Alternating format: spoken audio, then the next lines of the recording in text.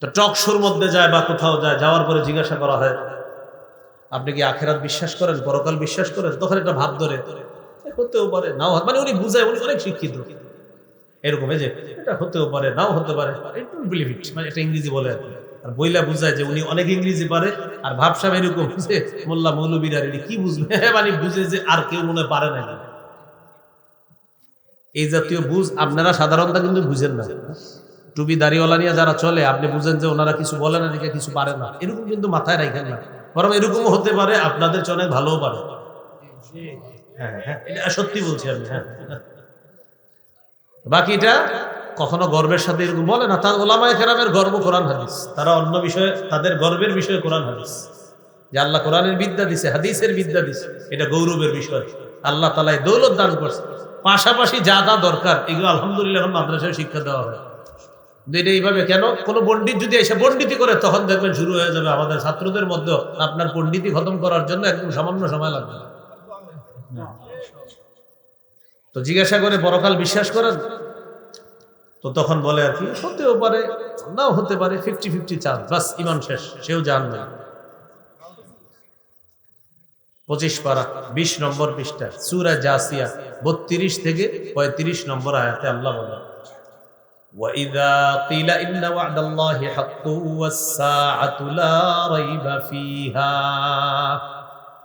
قُلْتُمْ مَا نَدْرِي مَا السَّاعَةُ إِن نَّظُنُّ إِلَّا ظَنًّا وَمَا نَحْنُ بِمُسْتَيْقِنِينَ। আল্লাহ তাআলা বলেন, ওয়াইদা কিলা ইন্না ওয়া'দাল্লাহি হাক্কুন, যখন বলা হয় একদল মানুষের সামনে আল্লাহর ওয়াদা সত্য, ওয়াস-সাআতু লা রাইবা ফিহা, কিয়ামত হবে এতে কোনো সন্দেহ নাই, কুনতুম, তোমরা সংশয়বাদী কিছু মানুষ বলতা, মা নাদিরি মাস-সাআ, কিয়ামত কি জিনিস আমরা জানি না, ইন্না যুন্নু ইল্লা যন্না, আমরা শুধুমাত্র ধারণা রাখি, নাউযুবিল্লাহ, ওয়ামা নাহনু বিমুস্তাইকিনিন, আমরা দৃঢ়ভাবে কিয়ামত বিশ্বাস করি না, নাউযুবিল্লাহ। এবার আমাদের আকীদা একটু বিশুদ্ধ করি, বলেন কিয়ামত কি হতে পারে? মাশাআল্লাহ, বলেন আমাদের আকীদা হতে পারে, হবে নিশ্চিত। এটা আমার সাথে বলেন, বলেন কিয়ামতের বিষয় সুনির্ধারিত। সূরা নাবা 17 নম্বর আয়াত, কিয়ামতের বিষয় কি সুনির্ধারিত। ইন্না ইয়াউমাল ফাসলি কানা মিকাতা, ফয়সালার দিন, বিচারের দিনটা কানা মিকাতা, সুনির্ধারিত। বলেন আল্লাহ তাআলা কিয়ামতের বিষয়টাকে মুলতবি করে রেখে দিয়েছেন। তাহলে কিয়ামতের বিষয়টা আল্লাহ কি করে রেখেছেন? মুলতবি। কি করে রেখেছেন? সূরা হুদ, কোন সূরা? 104 নম্বর আয়াত। কত নম্বর আয়াত? ওয়ামা নুআখিরুহু ইল্লা লিআজালিন মা'দুদ, কিয়ামতের বিষয়টাকে আমি গনে গনে নির্দিষ্ট সময়ের জন্য মুলতবি করে রেখে দিয়েছি, সময় মতো ঘটিয়ে দিই। তাহলে কিয়ামতের বিষয় সুনির্ধারিত। সূরা নাবা 17 নম্বর আয়াত, কিয়ামতের বিষয়টা আল্লাহ মুলতবি করে রেখে দিয়েছেন, সূরা হুদের 104 নম্বর আয়াত। আর আমাদের আকীদা কিয়ামত হবেই হবে, এটা সুনির্ধারিত, কবে হবে আল্লাহ জানেন। তো সংশয়বাদী আকীদা যারা পোষণ করে তারা বলে, মা নাদরি মাস-সাআতু ইন নাযুন্নু ইল্লা যান্না, আমরা জানি না কিয়ামত কি জিনিস, আমরা শুধু ধারণা রাখি। ওয়ামা নাহনু বিমুস্তাইকিনিন, আমরা দৃঢ়ভাবে বিশ্বাস করি না, নাউযুবিল্লাহ। আল্লাহ তাআলা বলেন, ওয়া বাদালাহুম সাইয়্যাতু মা আমিলু ওয়া হাকা বিহিম মা কানু বিহি ইস্তাহজিউন, তাদের কৃতকর্মের ফলাফল বাদা, প্রকাশ পেয়ে যাবে সেদিন। ওয়া হাকা বিহিম মা কানু বিহি ইস্তাহজিউন, উপহাস করার কারণে, কিয়ামত নিয়ে, কোরআন নিয়ে, ইসলাম নিয়ে উপহাস করার কারণে তাদের চারদিক থেকে আযাব তাদেরকে বেষ্টন করে ফেলবে, নাউযুবিল্লাহ। আল্লাহ তাদেরকে বলবেন, ওয়াকিলাল ইয়াউমা নানসাকুম কামা নাসিতুম লিকা ইয়াউমিকুম হাযা, আজকের দিন যেভাবে ভুলে গিয়েছো আমি আল্লাহ তোমাদেরকে ছেড়ে দিব, যাও। আল্লাহ সেদিন তাদেরকে বিনা হিসাবে জাহান্নাম, নাউযুবিল্লাহ। ওয়া মাওয়াকুমুন নার, তোমাদের ঠিকানা হলো জাহান্নাম। ওয়া মা লাকুম মিন নাসিরিন, তোমাদের কোনো সাহায্যকারী নাই। আল্লাহ তাআলা বলেন, জানো নি এটা কেন? দালিকুম বিআন্নাকুম ইত্তাখাযতুম আয়াতিল্লাহি হুজুয়া, তোমরা আল্লাহর আয়াতগুলোকে উপহাসের পাত্র হিসাবে গ্রহণ করেছিলা। ওয়া গাররাতকুমুল হায়াতুদ দুনিয়া, পার্থিব জীবন তোমাদেরকে ধোঁকায় ফেলে দিয়েছে। ফাল্যাউমা লা ইখরাজুনা মিনহা, আজ তাদেরকে জাহান্নাম থেকে বের করা হবে না। নাউযুবিল্লাহ। তাহলে সংশয়বাদী আকীদা হতেও পারে, নাও হতে পারে, এই আকীদা রাখবেন না। কোরআন সত্য, সম্ভাবনা কোরআন সত্য, কি এটা কি সন্দেহ? আচ্ছা, পরকাল সত্য, সন্দেহ আছে? জান্নাত সত্য, জাহান্নাম সত্য, ফেরেশতা দেখি না বিশ্বাস করি, আল্লাহ দেখি না বিশ্বাস করি, পুলসিরাত দেখি না বিশ্বাস করি। সন্দেহ আছে কারো? কোনো সন্দেহ যদি থাকে, হতেও নাও হতে পারে, বাস সংশয়বাদী আকীদা, ঠিকানা জানা। তাহলে 1 নাম্বার অশুদ্ধ আকীদা, ঠিকানা জাহান্নাম। 2 নাম্বার অশুদ্ধ আকীদা, মিশ্রিত বিশুদ্ধ আকীদা, ঠিকানা জাহান্নাম। 3 নাম্বার সংশয়বাদী আকীদা, ঠিকানা জাহান্নাম। আল্লাহ হেফাজত করেন। এই 3 আকীদা থেকে আল্লাহ আমাদেরকে হেফাজত করেন। 4 নাম্বার আমাদের আকীদা কি হবে বলেন? বিশুদ্ধ আকীদা। বিশুদ্ধ আকীদা যদি শিরিক ছাড়া হয়, শিরিকের সংমিশ্রণ নাই, বাস ইনশাআল্লাহ মৃত্যুর পর একদিন আল্লাহ আপনাকে জান্নাত দান করবেন। একদিন আল্লাহ আপনাকে জান্নাত দান করবেন। সহিহ বুখারীর বর্ণনা, আতর দিয়ে রাখছে,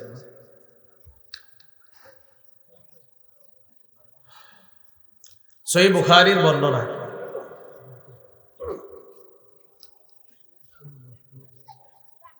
6443 নম্বর হাদিস, 1237 নম্বর হাদিস, কিতাবুর রিকাকের সর্বশেষ হাদিস।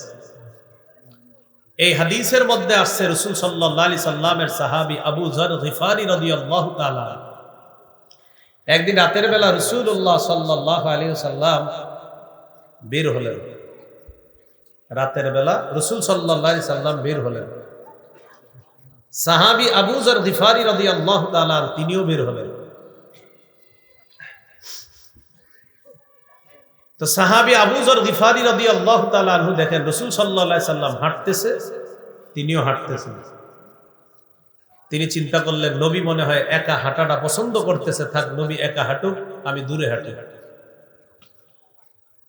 ফালতাফাতা ইলাইয়া, রাসূল সাল্লাল্লাহু আলাইহি সাল্লাম আমার দিকে তাকাইলেন, তাকায় আমাকে বললেন, মান কে? আমি বললাম আবু যর। রাসূলুল্লাহ সাল্লাল্লাহু আলাইহি সাল্লাম বললেন, আবু যর তাআল, এদিকে আসো।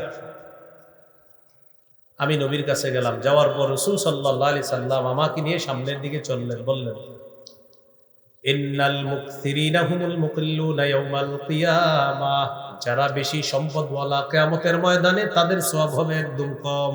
নাউজুবিল্লাহ বলেন। ইল্লা মান আ'তাহুল্লাহু খায়রা, তবে আল্লাহ যাকে সম্পদ দান করেছেন, দান করার পর নাফাকাত ইয়ামিনিহি ওয়া আন ইয়াসারিহি ওয়া বাইনা ইয়াদাইহি, কোন ব্যক্তিকে সম্পদ দেওয়ার পর ওই ব্যক্তি যদি ডানে বামে সামনে পিছনে খরচ করে, আত্মীয়দের হক আদায় করে, মিসকিনের হক আদায় করে, এতিমের হক আদায় করে, এই মানুষটা দুনিয়াতে যেমন প্রচুর সম্পদের মালিক, কিয়ামতের ময়দানে আল্লাহ তাআলা তাকে প্রচুর সওয়াবের মালিক বানায়া দিবেন। যাকে আল্লাহ সম্পদ দিছে খাত মতো খরচ করে, তাকে আল্লাহ কিয়ামতের মাঠে প্রচুর সওয়াবের মালিক বানাবেন যদি সঠিকভাবে ব্যয় করে। বলতে বলতে এক জায়গায় গেছে, যাওয়ার পর বললেন, আবু যর তুমি এখানে বসো। নবীজি তাকে রেখে গিয়ে বললেন, লা তাবরাহ মাকানাকা হাত্তা আরজিআ ইলাইকা, আমি না আসা পর্যন্ত এখান থেকে তুমি নড়বা না। আবু যর গিফারি রাদিয়াল্লাহু তাআলা আনহু বলেন, রাসূল সাল্লাল্লাহু আলাইহি সাল্লাম সামনের দিকে যাইতে লাগলেন, যাইতে যাইতে আমার থেকে নবীজি আড়াল হয়ে গেলেন, আমি আর নবীজিকে দেখি না। নবীজি আমাকে বলে দিয়েছেন, তুমি এখান থেকে নড়বা না, আমার যা হবার হবে। হঠাৎ একটা বিকট আওয়াজ শুনলাম, আমি ভয় পেয়ে গেলাম, আল্লাহ রসুলের কোনো বিপদ হলো না তো। সাথে সাথে আমি নবীর কাছে যাওয়ার ইচ্ছা করলাম, মনে পড়ে গেল আল্লাহ নবী আমাকে বলেছেন, আবু যর যা হবার হবে, এখান থেকে নড়বা না। আমি টেনশনে পড়ে আছি, আল্লাহ রসুল আসে না। 1 নাম্বার নবী আসে না, এক টেনশন। 2 নাম্বার একটা আওয়াজ পাইছি, দ্বিতীয় টেনশন। আমি পথ চেয়ে বসে আছি, আল্লাহ রসুল আসে না কেন, হঠাৎ দেখি নবীজি আরেকজনের সাথে কথা বলতে বলতে গেলেন একা, কিন্তু আসার সময় কথা বলতে বলতে আমার দিকে আসতেছে। তবে মজার ব্যাপার, যার সাথে কথা বলতেছে তাকে দেখা যায় না, নবী কথা বলে পাশের জনকে দেখা যায় না। নবীজি আমার কাছে আসলেন, আসার পর আমি বললাম, হুজুর আর সহ্য করতে পারতেছি না। কি? আমাকে তাড়াতাড়ি বলেন। আপনি গেলেন, একটা বিকট আওয়াজ শুনলাম, এটা কিসের আওয়াজ শুনলাম এটা আমি বুঝতে পারি না। টিস্যু কোম্পানিরা টিস্যু বানায়, নতুন কোনো গ্রাম দেওয়ার লাগে না, এরা তো বানাইছে এইভাবে যে আপনার আর কোনো গ্রাম লাগবে না আলাদা, তারপরে আলাদা গ্রাম দেওয়ার প্রয়োজন নেই। ওরা বানায় এটা ব্যবহারযোগ্য করে, এটার সাথে আলাদা গ্রাম মিশ্রণ করার প্রয়োজন নেই। তারপরে আবার যারা সাইনোসাইটিস উইথ রাইনোসিসের রোগী আছে যারা, এরা তো পুরো মুশকিলে পড়ে যাবে না। তো আবু যর গিফারি রাদিয়াল্লাহু তাআলা রাসূল সাল্লাল্লাহু আলাইহি সাল্লামকে বললেন, হুজুর আপনি গেলেন, যাওয়ার পর একটা আওয়াজ শুনলাম, কিসের আওয়াজ আমি তো বুঝতে পারলাম না। রাসূলুল্লাহ সাল্লাল্লাহু আলাইহি সাল্লাম বললেন, তুমি আওয়াজ শুনছো? জি হুজুর, এটা জিবরিল আমিন আমার কাছে আসছে, ওই জিবরিল আসার আওয়াজ হয়েছে, এই আওয়াজ তুমি শুনছো। বুঝতে পারলাম। আপনি আসার সময় কথা বললেন কার সাথে? নবীজি সাল্লাল্লাহু আলাইহি সাল্লাম বলেন, ওটাও জিবরিল আমিনের সাথে কথা বলতেছিলেন। হুজুর আপনি কি বলতেছিলেন? বারবার একই কথা বলতেছিলেন তাকে। ও আচ্ছা, আমি জিবরাইলের কাছ থেকে একটা বিষয় শিওর হয়ে নিছি। সেটা কি? জিবরিল আমাকে সুসংবাদ দিচ্ছে, বাশির উম্মাতাকা আন্নাকু মান মাতা মিন উম্মাতিকা লা ইউশরিকু বিল্লাহি শাইআ দাখালাল জান্নাহ। হাবিব আপনি আপনার উম্মতকে সুসংবাদ জানায় দেন, আপনার উম্মতের কেউ যদি শিরিক না করে মারা যায়, একদিন সে আল্লাহর জান্নাতে প্রবেশ করবে। আমি জিবরিল আমিনকে বারবার বলতেছিলাম, জিবরিল আমিন আমাকে বারবার বলতেছিল, আমার উম্মতের অনেক মানুষ আছে যারা বিভিন্ন অপরাধের কারণে জাহান্নামের মধ্যে শাস্তি ভোগ করবে, তবে পিওর ঈমান, খাঁটি ঈমান থাকার কারণে একদিন ওই জাহান্নাম থেকে বের হয়ে আল্লাহর জান্নাতের মেহমান হয়ে যাবে। খাঁটি ঈমান লাগবে। বলেন, গম পরিমাণ, জব পরিমাণ, সরিষার দানা পরিমাণ খাঁটি ঈমান যার থাকবে, সে একদিন জান্নাতে যাবেই যাবে ইনশাআল্লাহ। সহিহ বুখারীর বর্ণনা, ক্বালা রাসূলুল্লাহ সাল্লাল্লাহু আলাইহি ওয়াসাল্লাম, ইয়াখরুজু মিনান নার মান ক্বালা লা ইলাহা ইল্লাল্লাহ ওয়া ফি কলবিহি ওয়াজনু শাঈরাতিন মিন খায়র ওয়া ফি কলবিহি ওয়াজনু বুররাতিন মিন খায়র ওয়াফি কলবিহি ওয়াজনু যাররাতিন মিন খায়রিন আই মিন ঈমান। যার অন্তরে গম পরিমাণ, জব পরিমাণ, সরিষার দানা পরিমাণ ঈমান আছে, সে যদি লা ইলাহা ইল্লাল্লাহর বিশ্বাস নিয়ে মারা যায়, সে জাহান্নামে যদি কোনো অপরাধে সাজা ভোগ করা লাগেও একদিন জাহান্নাম থেকে বের হয়ে জান্নাতে প্রবেশ করবে। কিতাবুল রিকাকের সর্বশেষ হাদিস, রাসূলুল্লাহ সাল্লাল্লাহু আলাইহি ওয়াসাল্লাম বলেন, জান্নাতীদেরকে আল্লাহ জান্নাত দিবে, জাহান্নামীদেরকে যখন জাহান্নাম দিবে, কিছু ঈমানওয়ালা তারা জাহান্নামের মধ্যে আছে, আল্লাহ ফেরেশতাদেরকে বলবে, আখরিজু মিনান নার মান কানা ফি কলবিহি মিসকালু হাববাতিন মিন খারদালিন মিন ঈমান। ফেরেশতারা জাহান্নামের মধ্যে যাও, আমার যে সমস্ত মুমিন বান্দাদের অন্তরের মধ্যে সরিষার দানা পরিমাণ ঈমান আছে, তাদেরকে জাহান্নাম থেকে বের করে আমার জান্নাতের মেহমান বানায় দাও। ফেরেশতারা জাহান্নামের মধ্যে যাবে, যাওয়ার পর ঈমানদারদেরকে তালাশ করতে থাকবে, ঈমানদারদেরকেও দেখবে, কতিমতু হিশু আদু হুমামা, কতিমতু হিশু তাদেরকে পুরাইতে পুরাইতে আদু হুমামা, তারা কয়লার মতো কালো হয়ে যাবে, ঈমানদাররাও কয়লার মতো কালো। তো সবাই তো কয়লার মতো কালো, চিনবে কেমনে কোনটা ঈমানদার কোনটা বেঈমান? যারা পুড়ছে তো সেখানে তো বেঈমানও আছে জাহান্নামে অনেক, তো বেঈমানরাও পুড়বে, ঈমানদাররাও পুড়বে। তো এখন ঈমানদারও কয়লা, বেঈমানও তো কয়লা, চিনবে কিভাবে এটা ঈমানদার? রাসূল সাল্লাল্লাহু আলাইহি সাল্লাম হাদিসে জবাব দিয়ে দিয়েছেন। জবাবটা কি বলবো আমি? এক শর্তে বলবো, শর্ত পূরণ করবেন? ইচ্ছাকৃতভাবে মরার আগে আর এক ওয়াক্ত নামাজ ছাড়বেন না। এটা কি রেডিমেড হাত তোলা? একক তো নামাজ ছাড়বেন না তো? নবীজি বলেন ইউরফুনা বিআলামাতি আসারিস সুজুদ, ইমানদারের সিজদার চিহ্ন দেখে চেনা যাবে এটা ইমানদার। এখন আপনাদের প্রশ্ন হবে, হুজুর তাহলে কি সিজদার জায়গাটা পুড়বে না? রাসূল সাল্লাল্লাহু আলাইহি সাল্লাম জবাব দিয়েছে, ইন্নাল্লাহা হাররামা আলান নার আন তাকুলা মিন ইবনি আদামা আসারাস সুজুদ। আগুনের উপর আল্লাহ হারাম করে দিয়েছেন আগুন যেন আদম সন্তানের সিজদার জায়গাটা না খায়, না পুরায়। আল্লাহ তাআলা আগুনের উপর আদম সন্তানের এই সিজদার জায়গা খাওয়া হারাম করে দিয়েছেন। তাহলে এই হাদিস থেকে শিখলাম, ইমানদারের কোনো কারণে যদি জাহান্নাম হয়, ওর পুরো শরীর পুড়লেও ওর সিজদার জায়গাটা পুড়বে না। আর এটা দেখেই ফেরেশতারা চিনতে পারবে, এই যে ইমানদার পাওয়া গেছে একজন, বের করো বের করো। বের করার পর ইউলকাউনা ফি নাহরিল হায়াত, সঞ্জীবনী নদী আছে একটা, এই নদীর মধ্যে ইমানদারকে গোসল করাবে। করানোর পর পুরা সুন্দর হয়ে যাবে, খড়কুটা নদীর ভাসমান স্রোতের মধ্যে, ময়লা আবর্জনার মধ্যে একটা দানা যেইভাবে সেখানে সজীব হয়ে উৎপন্ন হয়ে যায়, ইমানদারকে গোসল করানোর পর সেও সতেজ সজীব হয়ে একজন সুন্দর সুদর্শন মানুষ হওয়ার পর আল্লাহ তাআলা তাকে জান্নাত দেন।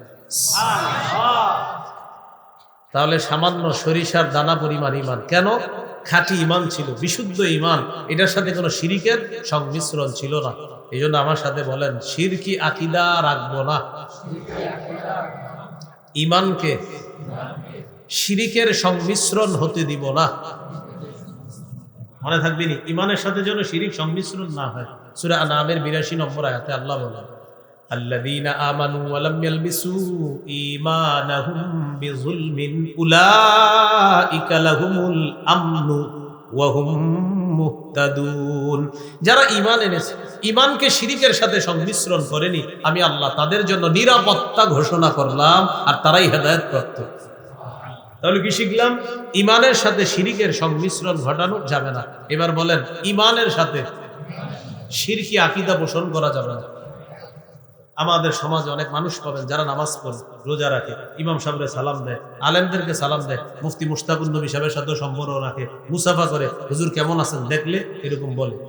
কিন্তু এই লোক ভালো মানুষ, ঠিক আছে, সব ঠিক আছে, কিন্তু তার একটা গোপন আকীদা যেটা আমাদেরকে বেশি বলে না, মাঝে মাঝে বলে, সেটা হলো যে যেমনি ভাবে আল্লাহ ছেলে মেয়ে দিতে পারে, তেমনি অমুক জায়গায় গেলেও অমুকের কাছে চাইলেও কিছু পাওয়ার আশা করা যায়।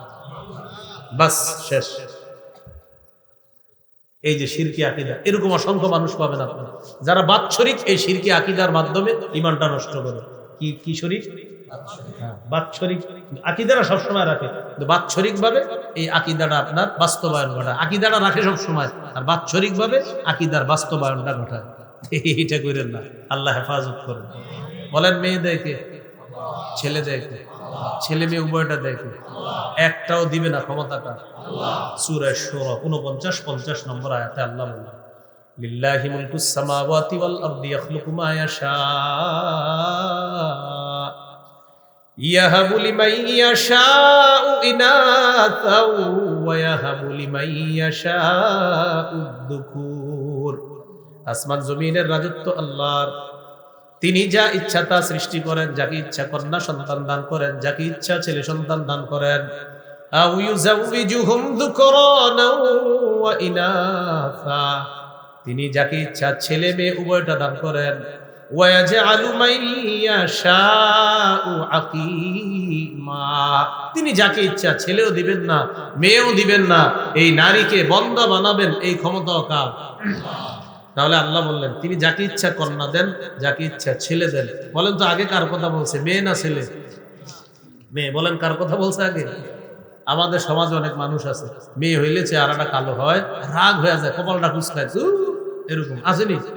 আর আছে যে, কোরআনেও তো আছে, সূরা নাহলের 58 নম্বর আয়াতে আল্লাহ বলেন, ওয়া ইযা বুশশিরা আহাদুহুম বিল উনসা যাল্লা ওয়াজহুহু মুসওয়াদ্দান ওয়া হুয়া কাযীম। কিছু মানুষ আছে, তাদেরকে যখন কন্যা সন্তানের সুসংবাদ দেওয়া হয়, চেহারাটা কালো হয়ে যায়, আর চেহারাটা খুব রাগান্বিত অবস্থায় হয়ে যায়। বন্ধুদেরকে জানায় রাখে, এই আগামীকাল স্ত্রীকে হসপিটালে নিয়ে যাচ্ছে, আল্লাহ চাইলে সন্তান হবে, তো আগামীকাল আপনার নিচে। কিন্তু কালকে আর বন্ধুদেরকে ফোন দেয় না, বন্ধুরা উল্টা ফোন দেয়, কিরে সুসংবাদ আসছে? হ্যাঁ, তোকে বাতি জুইস। এর আগে খালি বলছে আল্লাহ চাইলে সন্তান হবে, যেদিন সন্তান হয়েছে আর কাউরে ফোন দেয় না, তো বন্ধুরাই ফোন দেয়। আপনি ফোন দিয়েছেন, আসসালামু আলাইকুম, কি অবস্থা, সুসংবাদ আসছে, বাতি জুইছি।